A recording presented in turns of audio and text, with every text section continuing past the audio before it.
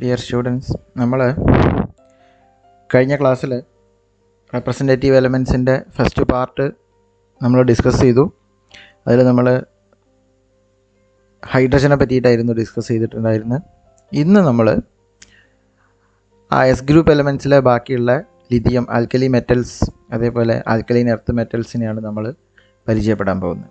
അപ്പോൾ നിങ്ങൾക്കറിയാം, ലിഥിയവും ബെറിലിയവും S block elements ആണ്. ആ ലിഥിയം ഗ്രൂപ്പും ബെറിലിയം ഗ്രൂപ്പും എസ് ബ്ലോക്ക് എലമെൻസ് ആണ്. എന്തുകൊണ്ട് എസ് ബ്ലോക്ക് എലമെൻസ് എന്ന് പറയുന്നു എന്ന് ചോദിച്ചു കഴിഞ്ഞാൽ, ഇപ്പോൾ ഇവിടെ ആ രണ്ട് ഗ്രൂപ്പിലെയും ഓരോ ആറ്റത്തിൻ്റെയും ഇലക്ട്രോണിക് കോൺഫിഗറേഷൻ കൊടുത്തിട്ടുണ്ട്. നിങ്ങളത് ചെക്ക് ചെയ്താൽ നിങ്ങൾക്ക് മനസ്സിലാവും. അതിൻ്റെ ഇലക്ട്രോണിക് കോൺഫിഗറേഷൻ അവസാനിക്കുന്നത് S1-ലാണ്. ആൽക്കലി മെറ്റൽസിൽ ഇലക്ട്രോണിക് കോൺഫിഗറേഷൻ അവസാനിക്കുന്നത് S1-ലാണ്. ആൽക്കലൈൻ എർത്ത് മെറ്റൽസിൽ അത് അവസാനിക്കുന്നത് S2-ലാണ്. അപ്പോൾ ഇതാണ് ഈ രണ്ട് ഗ്രൂപ്പിനെയും നമ്മൾ എസ് ബ്ലോക്ക് എലമെൻറ്റ്സ് എന്ന് പറയാനുള്ള കാരണം. ഇതൊക്കെ നിങ്ങൾ പഠിച്ചതാണ്, ജസ്റ്റ് ഒന്ന് പരിചയപ്പെടുന്നു, ഒന്നുകൂടി ഒന്ന് നമ്മൾ റിവൈസ് ചെയ്യുന്നത് മാത്രം. ഇനി നമ്മൾ ഇതിൽ തന്നെ നമ്മൾ ഫസ്റ്റ് ആൽക്കലി മെറ്റൽസാണ് നമ്മൾ ആദ്യം പരിചയപ്പെടാൻ പോകുന്നത്. ഈ alkali metals lithium, sodium, potassium, rubidium, caesium, francium, ഈ എലമെൻസിനെയാണ് നമ്മൾ ആൽക്കലി മെറ്റൽസ് എന്ന് പറയുന്നത്. അതുപോലെ തന്നെ ഇതിൽ ഫ്രാൻഷ്യം റേഡിയോ ആക്റ്റീവാണ്. അതുകൊണ്ട് തന്നെ അതിനെപ്പറ്റി നമ്മൾ അധികം പഠിക്കുന്നില്ല. ബാക്കി എലമെൻസിനെ കുറിച്ചാണ് കൂടുതലായിട്ടും നമ്മൾ പഠിക്കുന്നത്. അപ്പോൾ ഇവിടെ ലിഥിയം അല്ലെങ്കിൽ ആദ്യമായിട്ട് ഈ ആൽക്കലി മെറ്റൽസിൽ ഐസൊലേറ്റ് ചെയ്യപ്പെട്ടത് സോഡിയവും പൊട്ടാസ്യവുമാണ്. 1807-ലാണ് ഹംഫ്രി ഡേവി എന്ന് പറഞ്ഞിട്ടുള്ള ഒരു സയൻറ്റിസ്റ്റ്, അദ്ദേഹം ഇലക്ട്രോളിസിസ് നടത്തിയതാണ്. മോൾട്ടൺ സോഡിയം ഹൈഡ്രോക്സൈഡും മോൾട്ടൺ പൊട്ടാസ്യം ഹൈഡ്രോക്സൈഡിനെയും ഇലക്ട്രോളിസിസ് നടത്തിയപ്പം അദ്ദേഹത്തിന് സോഡിയവും പൊട്ടാസ്യവും കിട്ടി. അങ്ങനെയാണ് ആദ്യമായിട്ട് സോഡിയത്തിനെയും പൊട്ടാസ്യത്തിനെയും ഐസൊലേറ്റ് ചെയ്യുന്നത്. പിന്നീട് 1818 ദ സെയിം ഹംഫ്രി ഡേവി തന്നെ ലിഥിയത്തെയും ഐസൊലേറ്റ് ചെയ്തു. അദ്ദേഹം അതും ഇലക്ട്രോളിസിസ് വഴിയാണ്, ലിഥിയം ഓക്സൈഡിനെ ഇലക്ട്രോളിസിസ് ചെയ്തിട്ടാണ് ലിഥിയത്തിനെ ഐസൊലേറ്റ് ചെയ്യപ്പെട്ടത്. അതേപോലെ തന്നെ 1860 സീഷ്യവും 1861 റുബീഡിയവും സ്പെക്ട്രോസ്കോപ്പിക് ടെക്നിക്ക് വെച്ചിട്ടാണ് ഐസൊലേറ്റ് ചെയ്തത്. അതേപോലെ 1939-ലാണ് ഫ്രാൻഷ്യം ഐസൊലേറ്റ് ചെയ്യപ്പെട്ടത്. അപ്പോൾ ഇതാണ് ഇതിൻ്റെ ഒരു ഹിസ്റ്ററി. നമ്മുടെ ആൽക്കലി മെറ്റൽസിൻ്റെ ഒരു ഹിസ്റ്ററി ഇങ്ങനെയാണ്. ഇനി നമ്മൾ ഇതിൻ്റെ പ്രോപ്പർട്ടീസിലേക്ക് പോവുകയാണെങ്കിൽ, ആൽക്കലി മെറ്റൽസിൻ്റെ പ്രോപ്പർട്ടീസിലേക്ക് പോവുകയാണെങ്കിൽ, ആദ്യമായിട്ട് നമ്മൾ അതിൻ്റെ സൈസാണ് നോക്കുന്നത്. നിങ്ങൾ പീരിയോഡിക് ടേബിൾസും പീരിയോഡിക് പ്രോപ്പർട്ടീസും പഠിച്ചപ്പോൾ നിങ്ങൾ ആറ്റോമിക് സൈസിനെ കുറിച്ച് പഠിച്ചിട്ടുണ്ടാവും. ആ സമയത്ത് നമ്മൾ പഠിച്ചിട്ടുണ്ട്, ഒരു ഗ്രൂപ്പിൽ മുകളിൽ നിന്ന് താഴത്തേക്ക് ഫ്രം ടോപ്പ് ടു ഡൗൺ അതിൻ്റെ സൈസ് ഇൻക്രീസ് ചെയ്യും എന്ന് നമ്മൾ പഠിച്ചിട്ടുണ്ട്. ഇവിടെ നിങ്ങൾക്ക് ആറ്റോമിക് റേഡിയസ് നോക്കിക്കഴിഞ്ഞാൽ നിങ്ങൾക്ക് കാണാം. ലിഥിയത്തിൻ്റെത് ഇവിടെ നമ്മൾ നോക്കിക്കഴിഞ്ഞാൽ 123 ആണ്, സോഡിയം 157, ഇങ്ങനെ ഇൻക്രീസ് ചെയ്ത് പോകുന്നത് കാണാം. അതേപോലെ തന്നെ അതിൻ്റെ അയോണിക് സൈസ് കാറ്റയോൺ ആയി കഴിഞ്ഞാൽ ഔട്ടർ ഇലക്ട്രോണിക് കോൺഫിഗറേഷനിൽ ഔട്ടർ ഇലക്ട്രോൺസിൽ നിന്ന് ഒരു ഇലക്ട്രോണിനെ നമ്മൾ റിമൂവ് ചെയ്ത് കഴിഞ്ഞാൽ അയോൺസ് കിട്ടും, കാറ്റയോൺസ് കിട്ടും. കാറ്റയോൺസ് നമ്മൾ എടുത്തു കഴിഞ്ഞാൽ ഈ കാറ്റയോൺസും അതിൻ്റെ അയോണിക് റേഡിയസ് എടുത്തു കഴിഞ്ഞാൽ ഫ്രം ടോപ്പ് ടു ഡൗൺ അത് ഇൻക്രീസ് ചെയ്യുന്നതായിട്ട് കാണാൻ പറ്റും. നമ്മൾ മറ്റ് പ്രോപ്പർട്ടീസിലേക്ക് പോവുകയാണെങ്കിൽ ഇതിൻ്റെ തന്നെ നമ്മൾ മെൽറ്റിംഗ് പോയിൻ്റ് നോക്കിക്കഴിഞ്ഞാൽ കാണാം, lithium, sodium, potassium, rubidium, caesium, ഇത് 5 എലമെൻസിൻ്റെയും മെൽറ്റിംഗ് പോയിൻ്റ് നമ്മൾ നോക്കിക്കഴിഞ്ഞ് കഴിഞ്ഞാൽ ഗ്രൂപ്പിൽ മുകളിൽ നിന്ന് താഴത്തേക്ക് വരുമ്പോൾ മെൽറ്റിംഗ് പോയിൻ്റ് ഡിക്രീസ് ചെയ്യുന്നതായിട്ട് കാണാം. അതിൻ്റെ റീസൺ എന്താണെന്ന് ചോദിച്ചു കഴിഞ്ഞാൽ, ഇൻ്റർ അയോണിക് അട്രാക്ഷൻസ് പറയുന്നത് ഡിക്രീസ് ചെയ്യുന്നതുകൊണ്ടാണ് ഈ ഒരു മെൽറ്റിംഗ് പോയിൻ്റ് ഡിക്രീസ് ആവാനുള്ള റീസൺ. ബോയിലിംഗ് പോയിൻ്റ് അതേപോലെ നമ്മൾ നോക്കിക്കഴിഞ്ഞ് കഴിഞ്ഞാൽ ബോയിലിംഗ് പോയിൻറ്റും നിങ്ങൾക്ക് കാണാം. ലിഥിയത്തിന് 1326 ആണ്, സോഡിയത്തിന് 883 ആണ്. ഇതിങ്ങനെ റെഡ്യൂസ് ചെയ്ത് വരുന്നതായിട്ട് നിങ്ങൾക്ക് കാണാൻ പറ്റും. അതേപോലെ ഡെൻസിറ്റി, അതുപോലെ അയണൈസേഷൻ എനർജി, അതൊക്കെ നിങ്ങൾ പീരിയോഡിക് ടേബിൾ പഠിക്കുന്ന സമയത്ത് ഇതിൻ്റെയൊക്കെ റീസൺ നമ്മൾ പഠിക്കുന്നതാണ്. അയണൈസേഷൻ എനർജി ഡിക്രീസ് ആവുന്നതിൻ്റെ റീസൺ എന്താണെന്ന് ചോദിച്ചു കഴിഞ്ഞാൽ, ഔട്ടർ ഇലക്ട്രോൺസ് ന്യൂക്ലിയസിൽ നിന്ന് കൂടുതൽ അകലത്തേക്ക്, distance between nucleus and outer electrons will get increase. അത് ഇൻക്രീസ് ആവുന്നതുകൊണ്ട് തന്നെ അത് തമ്മിലുള്ള അട്രാക്ഷൻ കുറയും. അപ്പോൾ അവസാനത്തെ ഇലക്ട്രോണിനെ നമുക്ക് ഈസി ആയിട്ട് റിമൂവ് ചെയ്യാൻ പറ്റും, ഒരു റീസൺ. മറ്റൊന്ന് ഷീൽഡിങ് എഫക്റ്റ് വരും. ഉള്ളിലുള്ള ഇലക്ട്രോൺസ് ഷീൽഡായി നിൽക്കുമ്പോൾ ഔട്ടർ ഇലക്ട്രോൺസിന് ന്യൂക്ലിയസിൻ്റെ അട്രാക്ഷൻ കിട്ടുന്നത് കുറവായിരിക്കും. ഈ രണ്ട് റീസണെ കൊണ്ട് അയണൈസേഷൻ എനർജി ഒരു ഗ്രൂപ്പിൽ from top to down ionisation energy will get increased. ഇനി സെക്കൻഡ് അയണൈസേഷൻ എനർജി എന്ന് പറഞ്ഞാൽ കുറച്ചുകൂടി ഹൈ ആണ്, എന്നാലും സെയിം പാറ്റേൺ ആണ് അതിൻ്റെ ഓർഡർ കാണിക്കുന്നത്. പിന്നെ ഹൈഡ്രേഷൻ എൻതാൽപ്പി വാട്ടറുമായിട്ടുള്ള റിയാക്ഷനാണ് ഹൈഡ്രേഷൻ എൻതാൽപ്പി എന്ന് പറയുന്നത്. ഹൈഡ്രേഷൻ എൻതാൽപ്പി നമ്മൾ നോക്കിക്കഴിഞ്ഞാൽ അതും മുകളിൽ നിന്ന്, അതായത് ഒരു ഗ്രൂപ്പിൻ്റെ മുകളിൽ നിന്ന് താഴത്തേക്ക് വരുമ്പോൾ അതും ഡിക്രീസ് ചെയ്യുന്നതായിട്ട് കാണാം. പിന്നെ ഒന്ന് ഫ്ലെയിം കളറാണ്. ലിഥിയം കോമ്പൗണ്ടുകൾ നമ്മൾ ഫ്ലെയിം ടെസ്റ്റ് ചെയ്യുന്ന സമയത്ത്, നിങ്ങൾ സാൾട്ട് അനാലിസിസ് ചെയ്യുന്ന സമയത്ത് ഫ്ലെയിം ടെസ്റ്റ് ചെയ്യുന്നുണ്ട്. അതേപോലെ ലിഥിയത്തിൻ്റെ കോമ്പൗണ്ടാണ് നമ്മൾ ഫ്ലെയിം ടെസ്റ്റ് ചെയ്യുന്നതെങ്കിൽ ക്രിംസൺ റെഡ് കളറായിരിക്കും കിട്ടുക. സോഡിയം ആണെങ്കിൽ അത് ഗോൾഡൻ യെല്ലോ ആയിരിക്കും. പൊട്ടാസ്യത്തിന് ലൈലാക്ക് എന്ന് പറഞ്ഞിട്ട് ഒരു കളറാണ്. Rubidium red violet, caesium sky blue ആണ്. പിന്നെ ഇലക്ട്രോഡ് പൊട്ടൻഷ്യലാണ്. നിങ്ങൾ ഇലക്ട്രോ കെമിസ്ട്രി പഠിച്ച സമയത്ത് electrode potential, standard reduction potential, electrode പൊട്ടൻഷ്യലായിട്ട് നമ്മൾ പറയാറുണ്ട് എല്ലാ മെറ്റൽസിനും. ഇലക്ട്രോഡ് പൊട്ടൻഷ്യൽ നമ്മൾ നോക്കിക്കഴിഞ്ഞാൽ ലിഥിയത്തിനാണ് മോസ്റ്റ് റിഡക്ഷൻ പൊട്ടൻഷ്യൽ ഉള്ളത്. -3.04 ആണ് ഇലക്ട്രോഡ് പൊട്ടൻഷ്യൽ, വോൾട്ടാണ്. അത് ഡിക്രീസ് ചെയ്ത് വരുന്നതായിട്ട് കാണാം ഫ്രം ടോപ്പ് ടു ഡൗൺ. അപ്പോൾ ഇത്രയൊക്കെയാണ് ഇതിൻ്റെ ജനറൽ ആയിട്ടുള്ള ആൽക്കലി മെറ്റൽസിൻ്റെ പ്രോപ്പർട്ടീസ്. ഇനി നമുക്ക് ഇതിൻ്റെ അതിനെ പറ്റിയിട്ടുള്ള കുറച്ച് കാര്യങ്ങൾ. ഇലക്ട്രോണിക് കോൺഫിഗറേഷൻ NS1 ഞാൻ പറഞ്ഞു കഴിഞ്ഞു. അതേപോലെ തന്നെ ഈസി ആയിട്ട് അതിൻ്റെ വാലൻസി അത് ലൂസ് ചെയ്യും. അതുകൊണ്ട് തന്നെ അത് എന്താണ്, ഒരു നല്ല റെഡ്യൂസിങ് ഏജൻ്റാണ്. പിന്നെ ഇതിന് നിങ്ങൾക്കറിയാം, ആൽക്കലി മെറ്റൽസിന് എന്ന് പറഞ്ഞു കഴിഞ്ഞാൽ ഔട്ടർ ഇലക്ട്രോണിക് കോൺഫിഗറേഷൻ 1 ആണ്. അതുകൊണ്ട് തന്നെ അതിൻ്റെ തൊട്ടടുത്ത നോബിൾ ഗ്യാസ് കോൺഫിഗറേഷനിലേക്ക് ഏതൊരു എലമെൻറ്റും നോബിൾ ഗ്യാസ് കോൺഫിഗറേഷനിൽ അല്ലെങ്കിൽ ഒക്ടക്റ്റ് കംപ്ലീറ്റ് ചെയ്യുമ്പോഴാണ് അതിന് സ്റ്റെബിലിറ്റി കിട്ടുക. അപ്പോൾ അതുകൊണ്ട് തന്നെ ഈ ആൽക്കലി മെറ്റൽസ് ഒരു ഇലക്ട്രോൺ പെട്ടെന്ന് തന്നെ റിലീസ് ചെയ്തിട്ട് നോബിൾ ഗ്യാസ് കോൺഫിഗറേഷനിലേക്ക് കൊണ്ടുവരും. അതുകൊണ്ട് തന്നെ അതിൻ്റെ റിയാക്ടിവിറ്റി എന്ന് പറയുന്നത് എപ്പോഴും വെരി ഹൈ ആയിരിക്കും. അപ്പോൾ ഇവിടെ അതേപോലെ തന്നെ ഈ alkali metals വയലൻ്റ്ലി react with other compounds ആണ്.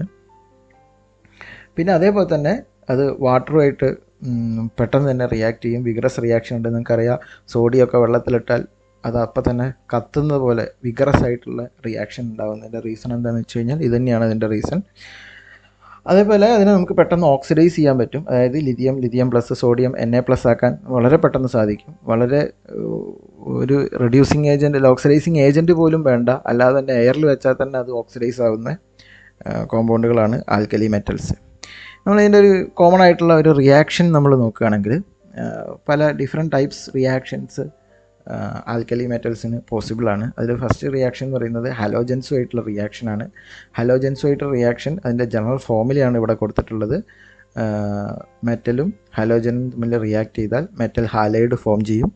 ഇവിടെ രണ്ടിൻ്റെയും വാലൻസി, അതായത് മെറ്റലിൻ്റെ വാലൻസി +1 ഓക്സിഡേഷൻ സ്റ്റേറ്റ് +1, അതേപോലെ തന്നെ ഹലോജൻ്റെ ഓക്സിഡേഷൻ സ്റ്റേറ്റ് -1 ആയതുകൊണ്ട് തന്നെ കോമൺ ആയിട്ട് MX എന്ന ജനറൽ ഫോമിലാണ് ഈ ആൽക്കലി മെറ്റൽ ഹാലൈഡ്സിനുള്ളത്. പിന്നെ ഒന്ന് റിയാക്ഷൻ വിത്ത് ഹൈഡ്രജൻ ആണ്. ഹൈഡ്രജൻ ആൽക്കലി മെറ്റൽസുമായിട്ട് മാത്രമാണ് ഹൈഡ്രൈഡ് ഫോം ചെയ്യുന്ന ഒരു റിയാക്ഷൻ തരുന്നത്. അതായത് ആൽക്കലി മെറ്റൽസ് +1 ഓക്സിഡേഷൻ സ്റ്റേറ്റിലും ഹൈഡ്രജൻ -1 ഹൈഡ്രൈഡ് അയോണായിട്ടും നിൽക്കുന്ന റിയാക്ഷൻസ് സാധാരണ തരുന്നത് ആൽക്കലി മെറ്റൽസുമായിട്ട് മാത്രമാണ് ഹൈഡ്രജൻ. അല്ലാതെ ഏത് റിയാക്ഷനിൽ നമ്മൾ നോക്കിക്കഴിഞ്ഞാലും ഹൈഡ്രജൻ H+ ഓക്സിഡേഷൻ സ്റ്റേറ്റിലുള്ള ഒരു റിയാക്ഷനാണ് തരാറ്. അപ്പോൾ ഇവിടെ ആൽക്കലി മെറ്റൽസ് ഹൈഡ്രജനുമായിട്ട് റിയാക്ട് ചെയ്യുമ്പോൾ ഹൈഡ്രൈഡാണ്, മെറ്റൽ ഹൈഡ്രൈഡാണ് ഫോം ചെയ്യുന്നത്. പിന്നെ റിയാക്ഷൻ വിത്ത് ഓക്സിജൻ ആണ്. 2 ടൈപ്പ് റിയാക്ഷൻസ് ഓക്സിജനായിട്ടുണ്ട്. നമ്മൾ എക്സസ് ഓക്സിജൻ നമ്മളതിൽ പാസ് ചെയ്യുകയാണെങ്കിൽ ലിഥിയമൊക്കെ Li2O സാധാരണ മെറ്റൽ ഓക്സൈഡ് ഫോം ചെയ്യും. പിന്നെ സ്പെസിഫിക് ആയിട്ട് ചില കണ്ടീഷനിൽ അത് പെറോക്സൈഡ്സ് ഫോം ചെയ്യും. അതായത് ഈ റിയാക്ഷൻ നമുക്ക് നോക്കിയാൽ അറിയാം, 2Na + O2 gives N2O2. ഇവിടെ പെറോക്സൈഡാണ് ഫോം ചെയ്യുന്നത്. NaOONA എന്നുകൊണ്ടുള്ള ഫോമിൽ ഓക്സിജൻ ലിങ്കേജ് ഉള്ള പെറോക്സൈഡ്സ് ആണ് ഇവിടെ ഫോം ചെയ്യുന്നത്. അതേപോലെ തന്നെ ഹയർ മെറ്റൽസിൽ, അതായത് സോഡിയമല്ല പൊട്ടാസ്യം, റുബീഡിയം, സീഷ്യം, ഈ മെറ്റൽസ് നമ്മൾ എടുക്കുകയാണെങ്കിൽ ഇത് ഇത്തരത്തിലുള്ള ഡയോക്സൈഡും ഫോം ചെയ്യുന്നുണ്ട്. സ്പെഷ്യൽ കേസാണ് ഇത്. പിന്നെ നൈട്രജനുമായിട്ടുള്ള റിയാക്ഷൻ ഉണ്ട്, നൈട്രൈഡ് ഫോം ചെയ്യും. ലിഥിയം മാത്രമേ ഈ ഒരു റിയാക്ഷൻ തരുന്നുള്ളൂ. മോസ്റ്റ് വിഗറസ് റിയാക്ഷൻ തരുന്ന ഒരു എലമെൻ്റാണ് ലിഥിയം. പിന്നെ വാട്ടറുമായിട്ടുള്ള റിയാക്ഷൻ, വാട്ടറുമായിട്ട് റിയാക്ട് ചെയ്ത് കഴിഞ്ഞാൽ ഹൈഡ്രോക്സൈഡ് ഫോം ചെയ്യും, ഹൈഡ്രജൻ ഗ്യാസ് ഇവോൾവ് ചെയ്യും. ഇതാണ് അതിൻ്റെ ജനറൽ ഫോർമുല. ഈ എമ്മിൻ്റെ സ്ഥാനത്ത് നമ്മൾ ആൽക്കലി മെറ്റൽസിലുള്ള ഏത് മെറ്റൽസും നമുക്ക് സബ്സ്റ്റിറ്റ്യൂട്ട് ചെയ്യാം. റിയാക്ട് ചെയ്ത് കഴിഞ്ഞാൽ അതിന് കറസ്പോണ്ടിങ് ആയിട്ടുള്ള മെറ്റൽ ഹൈഡ്രോക്സൈഡ് ഫോം ചെയ്യും. അപ്പോൾ നോർമലി ഒരു അയോണുമായിട്ടുള്ള റിയാക്ഷൻ ആണെങ്കിൽ, ഒരു കാറ്റയോണുമായിട്ട് ആൽക്കലി മെറ്റൽസ് റിയാക്ട് ചെയ്യുകയാണെങ്കിൽ ഓട്ടോമാറ്റിക്കായിട്ട് അതിലുള്ള പോസിറ്റീവ് ചാർജിനെ ഈ ആൽക്കലി മെറ്റൽസ് എടുത്തിട്ട് ഇലക്ട്രോൺസിനെ ഡൊണേറ്റ് ചെയ്യുന്ന ഒരു റിയാക്ഷനാണ് നിങ്ങൾക്ക് എപ്പോഴും അയോൺസുമായിട്ടുള്ള റിയാക്ഷനിൽ കാണാൻ പറ്റുക. പിന്നെ അതേപോലെ തന്നെ ഈ ഹൈഡ്രജനായിട്ട് റിയാക്ട് ചെയ്യുമ്പം ഹൈഡ്രോക്സൈഡ് ഇവിടെ ഫോം ചെയ്യും. ഈ ഹൈഡ്രോക്സൈഡ് എന്ന് പറയുന്നത് എപ്പോഴും ഒരു സ്ട്രോങ് ബേസ് ആയിരിക്കും. ഇവിടെ വാട്ടറുമായിട്ട് റിയാക്ട് ചെയ്തിട്ട് ആൽക്കലി മെറ്റൽസ് പ്രൊഡ്യൂസ് ചെയ്യുന്ന ഹൈഡ്രോക്സൈഡ്, സോഡിയം ഹൈഡ്രോക്സൈഡ് ആണെങ്കിലും ലിഥിയം ഹൈഡ്രോക്സൈഡ് ആണെങ്കിലും പൊട്ടാസ്യം ഹൈഡ്രോക്സൈഡ് ആണെങ്കിലും ഏതാണെങ്കിലും അത് സ്ട്രോങ് ബേസ് ആയിരിക്കും, ബേസിസിറ്റി വളരെ കൂടുതലായിരിക്കും. അപ്പോൾ ഇതൊക്കെയാണ് ഇതിൻ്റെ ഒരു കോമൺ ആയിട്ടുള്ള റിയാക്ഷൻസ്. ഇനി നമ്മളതിൻ്റെ ചില സ്പെഷ്യൽ കോമ്പൗണ്ട്സിലേക്ക്, അതായത് സൾഫേറ്റ്, കാർബണേറ്റ്, നൈട്രേറ്റ് അങ്ങനെയുള്ള കുറച്ച് സ്പെഷ്യൽ കോമ്പൗണ്ട്സിലേക്കാണ് നമ്മൾ പോകുന്നത്. അതിൻ്റെ സോല്യൂബിലിറ്റി, അതേപോലെ തന്നെ തെർമൽ സ്റ്റെബിലിറ്റി, ഇത്തരം കാര്യങ്ങളൊക്കെയാണ് നമ്മൾ ചെക്ക് ചെയ്യുന്നത്. ഇവിടെ നമ്മൾ നോക്കിക്കഴിഞ്ഞാൽ ആൽക്കലി മെറ്റൽസിൻ്റെ നൈട്രേറ്റ് ആയാലും സൾഫേറ്റ് ആയാലും കാർബണേറ്റ് ആണെങ്കിലും ഒക്കെ വാട്ടർ സോല്യൂബിളാണ്. വാട്ടർ സോല്യൂബിളാണത്, പ്യുവർ അയണിക് ആണ്. അതുകൊണ്ട് തന്നെ അത് പെട്ടെന്ന് തന്നെ വാട്ടറിൽ ഡിസോൾവ് ചെയ്യും. പിന്നെ നമ്മൾ ഗ്രൂപ്പിൻ്റെ ടോപ്പിൽ നിന്ന് ഡൗൺ താഴത്തേക്ക് വരികയാണെങ്കിൽ അതിൻ്റെ സോല്യൂബിലിറ്റി നമ്മൾ നോക്കിക്കഴിഞ്ഞാൽ സോല്യൂബിലിറ്റി ഇൻക്രീസ് ചെയ്യുന്നതായിട്ട് കാണാം. അതിൻ്റെ കാരണം എന്താണെന്ന് വെച്ച് കഴിഞ്ഞാൽ പൊളാരിറ്റി കൂടും. ആറ്റത്തിൻ്റെ സൈസ് കൂടുമ്പം അതിൻ്റെ പൊളാരിറ്റി കൂടും. അങ്ങനെ പൊളാരിറ്റി കൂടുകയും അതോടൊപ്പം തന്നെ ലാറ്റിസ് എനർജി ഡിക്രീസ് ചെയ്യും. അതുകൊണ്ട് തന്നെ അത് പെട്ടെന്ന് വാട്ടർ ഡിസോൾവിങ് ആവും, സോല്യൂബിലിറ്റി കൂടും. നമ്മൾ ആൽക്കലൈൻ എർത്ത് മെറ്റൽസുമായിട്ട് കമ്പയർ ചെയ്യുകയാണെങ്കിൽ, അതായത് ആൽക്കലൈൻ എർത്ത് മെറ്റൽസിൻ്റെ ഇതേപോലത്തെ സൾഫേറ്റ്, കാർബണേറ്റും ഒക്കെ ആയിട്ട് നമ്മൾ കമ്പയർ ചെയ്യുകയാണെങ്കിൽ അതിന് സോല്യൂബിലിറ്റി ആൽക്കലി മെറ്റൽ കാർബണേറ്റോ സൾഫേറ്റിനേക്കാളൊക്കെ കുറവായിരിക്കും. അതിൻ്റെ റീസൺ എന്താണെന്ന് വെച്ച് കഴിഞ്ഞാൽ അതിൻ്റെ ഹൈഡ്രേഷൻ എനർജി ഡിക്രീസ് ചെയ്യുന്നുണ്ട്. അപ്പോൾ അതുകൊണ്ട് തന്നെ അതിന് വാട്ടറുമായിട്ടുള്ള ഇൻട്രാക്ഷൻ കുറയും. അതുകൊണ്ട് തന്നെ അതിൻ്റെ സോല്യൂബിലിറ്റി കുറവായിരിക്കും നമ്മൾ ആൽക്കലി മെറ്റലുമായിട്ട് കമ്പയർ ചെയ്യുമ്പോൾ. ഇനി നമ്മൾ അതിൻ്റെ തെർമൽ സ്റ്റെബിലിറ്റി നോക്കുകയാണെങ്കിൽ ആൽക്കലി മെറ്റലാണെങ്കിലും ആൽക്കലൈൻ എർത്ത് മെറ്റലാണെങ്കിലും അതിൻ്റെ നൈട്രേറ്റ്സ് ഒക്കെ ഡീകമ്പോസ് ചെയ്യും. നൈട്രേറ്റ് ഡീകമ്പോസ് ചെയ്തിട്ട് നൈട്രൈറ്റ് ഫോം ചെയ്യും. അതായത് ഇപ്പം MnO3 എന്നതാണ് നൈട്രേറ്റിൻ്റെ ജനറൽ ഫോർമുല. ആ MnO3 എന്നുള്ളത് MnO2 ആയിട്ട് മാറും.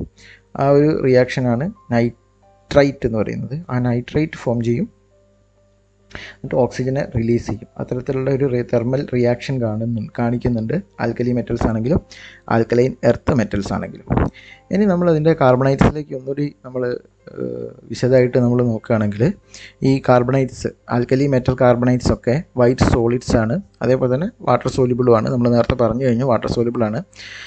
അതിൽ തന്നെ ഇപ്പോൾ സോഡിയം ഹൈഡ്രോക്സൈഡിൻ്റെ ഹൈഡ്രേറ്റഡ് ഫോം, സോഡിയം കാർബണേറ്റിൻ്റെ ഹൈഡ്രേറ്റഡ് ഫോമിന് നമ്മൾ പറയുന്ന പേരാണ് വാഷിംഗ് സോഡ.